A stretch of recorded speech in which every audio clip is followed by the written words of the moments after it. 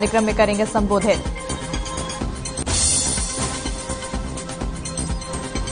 CM Manohar Lal का बावल दौरा आज 350 करोड़ की परियोजनाओं को देंगे सौगात। अनाज मंडी में होने वाली विकास रैली में करेंगे शिरकत।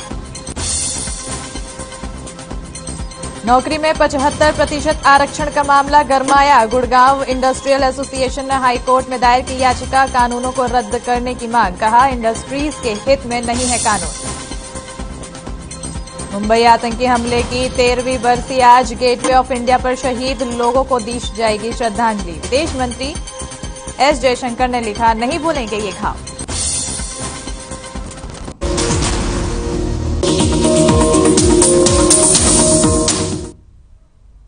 और इस वक्त की बड़ी खबर आपको फरीदाबाद से बता रहे हैं, जहां पर प्रदूषण का कहर लगातार जारी है। AQI लेवल 469 पहुंच गया है। आपको बता दें, लोगों को काफी दिक्कत हो रही है, सांस लेने में लोगों को दिक्कत हो रही है। AQI लेवल दिन पे दिन बढ़ता चला जा रहा है। सरकार द्वारा लगातार प्रयास किए जा रहे हैं प्रदूषण को कम करने के, लेकिन जो AQI लेवल है वो कम होने के बजाय लगातार बढ़ रहा है। प्रदूषण का स्तर बढ़ता चला जा रहा है, कहर बरपा रहा है, लोगों को सांस लेने में दिक्कत हो रही है, बाहर निकलना दूभर होता जा रहा है। ऐसे में अब AQI लेवल 469 पहुंच चुका है। बड़ी जानकारी फरीदाबाद से। प्रदूषण का कहर फरीदाबाद में लगातार जारी है। AQI लेवल 469 पहुंच चुका है, जहां पर लोगों को काफी दिक्कतों का सामना करना पड़ रहा है। और इसी खबर पर ज्यादा जानकारी के लिए हमारे साथ फरीदाबाद से ब्यूरो चीफ पूजा शर्मा जुड़ चुकी हैं। पूजा, लगातार फरीदाबाद में प्रदूषण का स्तर बढ़ता चला जा रहा है, क्या कुछ प्रयास किए जा रहे हैं सरकार और प्रशासन की तरफ से इसको नियंत्रण में लाने के लिए? देखिए, फरीदाबाद में जिस तेजी के साथ प्रदूषण बढ़ रहा है और लगातार AQI लेवल जिस कदर बढ़ता जा रहा है, हालांकि प्रयास की बात प्रशासनिक स्तर पर तमाम की जा रही है, लेकिन धरातल पर उनका कोई असर होता नजर नहीं आ रहा है। यही कारण है कि प्रदूषण का स्तर इस कदर बढ़ गया है, जिस तरह से धूल उड़ रही है सड़कों पर और सरेआम कूड़ा जलाया जा रहा है। इसके अलावा जो सफाई कर्मचारी हैं वो भी झाड़ू लगाते वक्त ध्यान नहीं दे रहे हैं और धूल कण जो है वो वातावरण में जिस तरह से फैल रहे हैं, तो निश्चित तौर पर जो AQI लेवल बढ़ रहा है एक बहुत बड़ा कारण है। इसके अलावा कई उद्योग ऐसे हैं जो ग्रेड सिस्टम लागू होने के बावजूद जनरेटर का प्रयोग कर रहे हैं। इसके अलावा जो है अन्य कारकों से भी जो प्रदूषण बढ़ रहा है उसको लेकर भी मॉनिटरिंग सिस्टम मजबूत न होने की वजह से ये स्थिति लगातार बिगड़ती जा रही है। हालांकि छिड़काव की बात कही जा रही है, लेकिन वो भी खाना पूर्ति के लिए और महज एक कागजों में दिखाने के लिए कार्रवाई की जा रही है, क्योंकि स्थिति ये हो गई है कि जो पेड़ पौधे हैं वो हरे रंग की बजाय मटमैले रंग के नजर आ रहे हैं, क्योंकि धूल मिट्टी उन पर इस कदर जम गई है। तो ऐसे में बिल्कुल प्रदूषण का स्तर इस कदर है कि न सिर्फ इंसान को बल्कि पेड़ पौधों पर भी इसका असर साफ तौर पर देखने को मिल रहा है। ऐसे में कुछ दिन पहले सरकार ने स्कूलों को बंद करने की बात की थी। हरियाणा के 4 जिलों में स्कूल बंद करने की बात कही थी, जबकि अब स्कूल खुलने वाले हैं। ऐसे में फरीदाबाद में क्या हाल है? अभी स्कूल कब से खुलेंगे? क्या है निर्माण कार्य पर रोक की बात?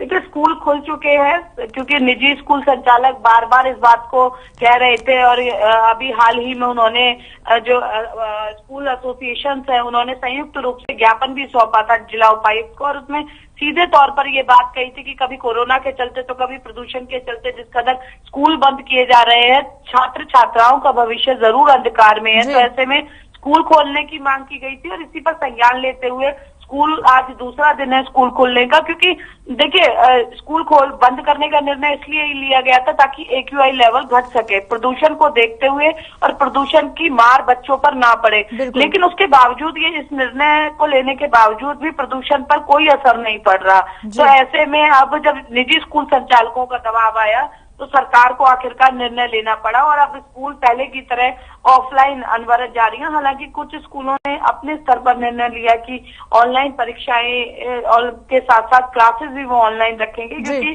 कहीं फरीदाबाद में पिछले 2-3 दिन से कोविड के मरीज भी लगातार बढ़ रहे हैं। तो ऐसे में बच्चों की सेहत को लेकर भी स्कूल प्रबंधन चिंतित है, साथ ही साथ सेहत के साथ साथ उनके भविष्य को लेकर भी चिंतित है। तो बड़ी चिंता आ जाती है सामने कि एक तरफ कोरोना है और एक तरफ प्रदूषण है। ऐसे में बच्चों की सेहत और उनकी शिक्षा और उनके फ्यूचर की बात को ध्यान में रखना बहुत ज्यादा जरूरी हो जाता है। तमाम जानकारी के लिए पूजा बहुत बहुत शुक्रिया। तो प्रदूषण का स्तर फरीदाबाद में लगातार बढ़ रहा है, जिसके चलते लेकिन स्कूल खोल दिया गया है। हालांकि पहले स्कूल बंद करने का निर्णय लिया गया था, लेकिन अब उनके शिक्षा और उनके फ्यूचर को देखते हुए और उनकी सेहत में फिलहाल निर्णय लिया गया है कि स्कूल खोला जाएगा।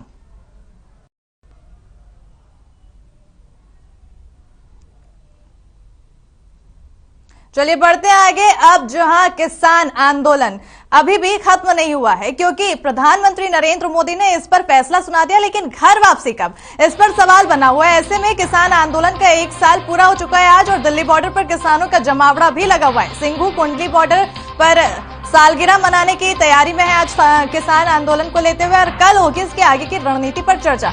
बड़ी जानकारी दे रहे हैं, जहां पर अब किसान आंदोलन पर प्रधानमंत्री नरेंद्र मोदी ने बड़ा ऐलान कर दिया है, बैकफुट पर आ गए हैं, लेकिन किसान आंदोलन अभी खत्म होने के कगार पर नहीं है, और अब 1 साल पूरा हो चुका है आज। दिल्ली बॉर्डर पर किसानों का जमावड़ा है लगातार। सिंघू और कुंडली बॉर्डर पर सालगिरह मनाएंगे, और आपको बता दें कि इस पर कल रणनीति पर चर्चा भी की जाएगी। तो किसान आंदोलन का 1 साल आज पूरा हो चुका है, जिसके लिए किसान देश के कई राज्यों से बॉर्डर पर पहुंच रहे हैं, जहां वो आंदोलन की सालगिरह मनाएंगे। माना जा रहा है कि किसान आज ट्रैक्टर मार्च भी निकालेंगे और महापंचायत भी करेंगे। आपको बता दें कि किसान कल आंदोलन की आगे की रणनीति पर चर्चा भी करेंगे।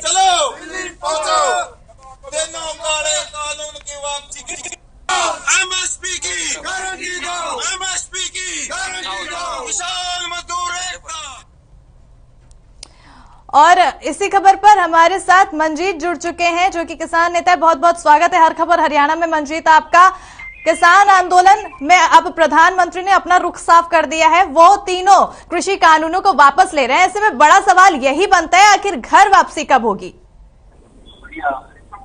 देखिए, सबसे पहले आपका धन्यवाद। घर वापसी तब होगी जब एमएसपी पे कानून बनेगा जी। और जो बहुत सी डिमांडे हैं, बहुत सी मांगे अभी हैं, 2-3 मांगे हैं। भूमि अधिग्रहण बिल है, एक बिजली एक्ट बिल है, और पूरे हरियाणा के किसानों के ऊपर 4,000 से ज्यादा FIR दर्ज है, मुकदमे दर्ज है। जी जी मंजीत जी, तमाम तरह के आपके जो मुद्दे हैं, FIR जितने दर्ज हैं उनको लेकर है, MSP गारंटी पर जो कानून है उसको लेकर है, लेकिन आज वो दिन है जब आज से आप सभी किसान भाइयों का संघर्ष शुरू हुआ था। 26 नवंबर पिछले साल जब किसान अपने अपने घरों से निकलकर दिल्ली के अलग अलग बॉर्डरों पर आए थे, जबकि आज 1 साल हो चुका है। ऐसे में क्या कुछ खास आज के लिए तैयारियां हैं, क्या कुछ खास किया जाएगा? देखिए, आज दोबारा फिर हरियाणा पंजाब से ट्रालियां गाड़ियां भर भर के बॉर्डरों की तरफ कर रहे हैं जी, और पूरा 1 साल है जो हमारी अधूरी जीत है जी। अभी अधूरी जीत मान के चलो। उसका जो जश्न है, उसकी खुशियां बॉर्डरों पर अपने किसान मनाएंगे जी। तो जिस तरह से मंजीत जी पूरे आंदोलन के समय में ट्रैक्टर रैली का बहुत ज्यादा नाम रहा है, हर एक पायदान पर ट्रैक्टर रैली निकाली गई थी सरकार से अपनी बात मनवाने के लिए, सरकार को अपनी बात समझाने के लिए। ऐसे में क्या आज ट्रैक्टर रैली भी निकाली जा सकती है मंजीत?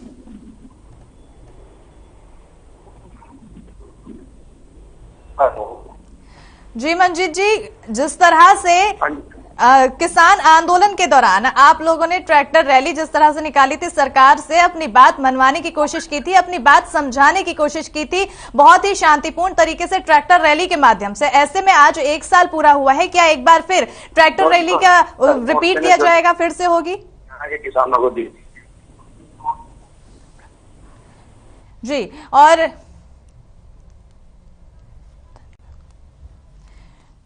जी मंजीत जी, तमाम जानकारी के लिए और हमारे साथ जुड़ने के लिए बहुत बहुत शुक्रिया आपका, हर खबर हरियाणा में जुड़ने के लिए मंजीत जी। और इसी खबर पर हमारे साथ ब्यूरो चीफ प्रवीण भार्गव जुड़ चुके हैं। प्रवीण, जिस तरह से किसान आंदोलन हो रहा है, आज 1 साल पूरे हो चुके हैं, ऐसे में क्या कुछ खास है किसानों की आज की रणनीति को लेकर? देखिए, आज किसान सिंधु बॉर्डर पर जमा होंगे, टिकरी बॉर्डर पर जमा होंगे, और एक तरह से कहें कि हम एक शक्ति प्रदर्शन फिर से सरकार को दिखाने की कोशिश करेंगे, क्योंकि आज पूरा 1 साल हो गया है किसान आंदोलन को चलते हुए, तो आज उसकी सालगिरह भी किसान मनाएंगे। इसके अलावा एक सरकार को संदेश देने की भी कोशिश करेंगे कि उनका आंदोलन कहीं से भी कम नहीं हुआ है, आंदोलन आज भी उसी रफ्तार से है। और इसके साथ ही कल प्रेस वार्ता करेंगे, उस पर आगे की रणनीति तय करेंगे, एक मीटिंग होगी। तो कहीं ना कहीं किसान आंदोलन अभी खत्म होने के आसार दिखाई नहीं देते, क्योंकि जिस तरीके से लगातार किसानों का आना जारी है बॉर्डर की तरफ, तो उससे यही लगता है कि ये संख्या वहां पर बहुत ज्यादा होगी और कहीं ना कहीं सरकार को एक संदेश देने की कोशिश होगी कि जो बाकी की मांगे सरकार की है, सरकार उनको भी मांगे, तभी लोग यहाँ से वापस जाएंगे। जी प्रवीण जी, और इसी खबर पर हमारे साथ बीजेपी के प्रदेश प्रवक्ता जुड़ चुके हैं प्रवीण अत्रे। प्रवीण, जिस तरह से अब प्रधानमंत्री की तरफ से तो ऐलान कर दिया गया है कि वो किसान आंदोलन को रुकवाना चाहते हैं और तीनों कृषि कानून को वापस लेने को तैयार है, लेकिन किसान अभी भी घर वापसी को तैयार नहीं है। ऐसे में कहीं ना कहीं सरकार की ओर से विफलता है कि किसान को वो समझा नहीं पा रहे हैं, ना वो तीनों कृषि कानूनों के फायदे बता पाए हैं और ना अब किसानों को वापस जाने के लिए समझा पा रहे हैं। कानूनों पे उनकी थी, तीन कानून वापस।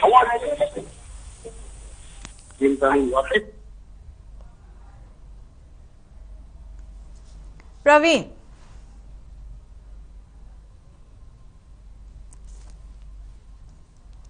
तो दिल्ली बॉर्डर पर किसानों का जमावड़ा है और आज 1 साल पूरा हो चुका है। ऐसे में आज किसान आंदोलन को लेकर किसान 1 साल के सालगिरह मना रहे हैं, 1 साल पूरे होने के उस पे। तो अब बीजेपी की तरफ से क्या कुछ स्टैंड लिया जा रहा है, उनको समझाने के क्या कुछ प्रयास किए जा रहे हैं, क्योंकि प्रधानमंत्री नरेंद्र मोदी ने लगातार इस पर बैकफुट ले लिया है और इस पर अपना कदम पीछे खींच लिया है और तीनों कृषि कानून को वापस ले लिया है। चलिए वापस रुक करते हैं प्रवीण शर्मा, जो कि हमारे साथ लाइव जुड़े हुए हैं। प्रवीण, जिस तरह से किसान आंदोलन अभी 1 साल हो गया है, किसान लगातार एक ही मांग लिए बैठे हैं कि एमएसपी पर गारंटी कानून बने।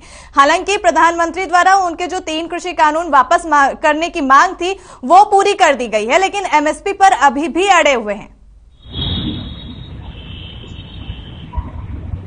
बिल्कुल, देखिए, प्रधानमंत्री ने अपनी अपील में साफ कहा था कि 3 कृषि कानून वापस लेते हैं और अभी कैबिनेट की बैठक में उस पर मोहर भी लग चुकी है और आने वाले शीतकालीन सत्र में जो 29 तारीख से शुरू हो रहा है उसमें संसद में भी ये कानून वापस ले लिया जाएंगे। लेकिन किसानों की एक जिद है कि जब तक एमएसपी पर गारंटी कानून नहीं बनता वो वापस नहीं जाएंगे। इसके अलावा जो विद्युत विधेयक अधिनियम है 2020 का, उस पर भी किसानों को आपत्ति है और उसके साथ साथ जो किसानों के पर मुकदमे दर्ज हैं वो भी सरकार वापस ले। और एक और शर्त है, जो 700 से ज्यादा किसान इस दौरान कुर्बानी दी है उनके परिवारों को पुनर्स्थापना के लिए भी सरकार प्रयास करे। तो इस तरह से 6 मांगे और जोड़ दी गई है और प्रधानमंत्री ने अपने संबोधन में साफ तौर पे कहा था कि वो एक कमेटी बनाएंगे जिसमें एमएसपी और जो किसानों की अन्य मांगे हैं उन पर विचार किया जाएगा, जिसमें सभी तबके के लोग शामिल होंगे। लेकिन उस कमेटी को भी कहीं ना कहीं किसान मानने को तैयार नहीं है और लगातार अपने धरने पर बैठे और आज अपनी सालगिरह मना रहे हैं। और कल जो किसानों की एक मीटिंग होगी जिसमें वो आगे की रणनीति तय करेंगे, क्योंकि पहले से तय प्रोग्राम जो है उनका 29 तारीख को ट्रैक्टरों से दिल्ली संसद की तरफ बढ़ना, तो उस कार्यक्रम पर भी दोबारा से रणनीति बनाएंगे। और किसानों ने साफ कह दिया है कि जो उनके पहले से तय कार्यक्रम है उनमें फिलहाल कोई बदलाव करने के मूड में वो नहीं। जी प्रवीण जी, और जिस तरह से आज सालगिरह को लेकर किसानों की एक एक मुद्दों की बात कही जा रही है, उनकी तरफ से एमएसपी और जो जितने भी जो किसान शहीद हुए हैं और आंदोलन के दौरान उनकी जान गंवाई उन्होंने, ऐसे में अब तमाम चीजों को लेकर वो लगातार सरकार से मांग कर रहे हैं कि उन्हें सरकारी नौकरी और तमाम चीजें करने की बात कर रहे हैं। उनके बहुत सारे जो भी डिमांड है वो पूरे अपने मुद्दे सामने रख रहे हैं सरकार के आगे। लेकिन आज जबकि सालगिरह है, सालगिरह के उपलक्ष्य में क्या कुछ खास होगा, क्योंकि ट्रैक्टर रैली को लेकर क्या कुछ इंतजाम है और ऐसे अनुमान लगाए जा रहे हैं कि ट्रैक्टर रैली हो सकती है आज? देखिए, अभी फिलहाल ट्रैक्टर रैली का कोई कंफर्मेशन नहीं आया किसानों की तरफ से, लेकिन हो भी सकती है। लेकिन फिलहाल अगर आज की हम बात करें तो किसान वहां पर एकजुट हो रहे हैं और एक तरह से हम कहें कि सरकार को एक बार दोबारा से वो ताकत दिखाने की कोशिश कर रहे हैं। जिस तादाद में किसान जब आंदोलन शुरू हुआ था आज ही की तारीख को, तब वहां पर जमा हुए थे और किसानों का एक बड़ा हुजूम वहां पर था। तो आज वही प्रदर्शन एक बार दोबारा किसान करने जा रहे हैं और इसका जश्न मना रहे हैं। और इस दौरान उनके जो नेता हैं वो इस 1 साल के दौरान पूरे घटनाक्रम को किसानों को बताएंगे कि किस तरह से पूरे 1 साल में घटनाक्रम हुए हैं। जी प्रवीण जी, तो तमाम जानकारी के लिए आपका बहुत बहुत शुक्रिया। किसान लगातार आंदोलन